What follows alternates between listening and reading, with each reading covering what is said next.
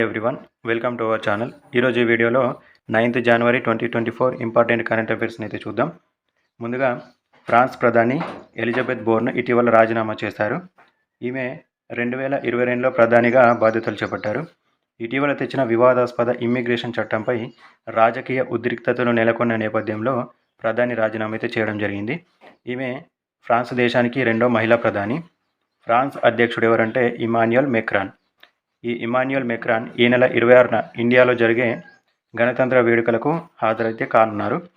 భారత గణతంత్ర వేడుకలకు ముఖ్య అతిథిగా ఇమాన్యుయల్ మెక్రాన్ హాజరు కావడం ఇది 6వసారి.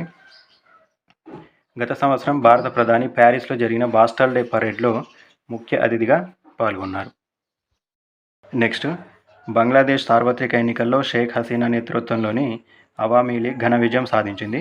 ఇటీవల జరిగిన ఎన్నికల్లో 299 సీట్లకు గాను 223 చోట్ల విజయం సాధించింది. దీంతో హసీనా వరుసగా 4వసారి, మొత్తంగా 5వసారి ప్రధాని పదవి చేపట్టనున్నారు.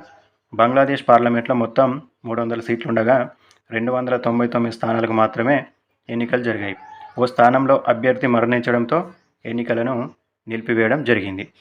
Next, Pranab my father a daughter remembers అనే పుస్తక రచయిత ఎవరంటే శర్మిష్ఠా ముఖర్జీ. ఈమె మాజీ రాష్ట్రపతి ప్రణబ్ ముఖర్జీ కుమార్తె. నెక్స్ట్, అంతర్జాతీయ పర్వత దినోత్సవం 2023ను డిసెంబర్ 11న రీస్టోరింగ్ మౌంటైన్ ఎకోసిస్టమ్ పర్వత ఆవరణ వ్యవస్థను పునరుద్ధరించుకుందాం అనే థీమ్తో నిర్వహించడం జరిగింది. నెక్స్ట్ వన్, లక్షద్వీప్లో నిర్లవణీకరణ డీశాలినేషన్ ప్రక్రియ ఇటీవల ప్రారంభించడం జరిగింది. ఈ ప్రక్రియను ప్రారంభించడానికి ఇజ్రాయెల్ను ఇండియా ఆహ్వానించింది. నిర్లవణీకరణ డీశాలినేషన్ అనగా సముద్రపు నీటిలోని లవణాలను తొలగించి వాటిని తాగేందుకు వీలుగా మార్చే ప్రక్రియనే డీశాలినేషన్ ప్రక్రియ అంటారు.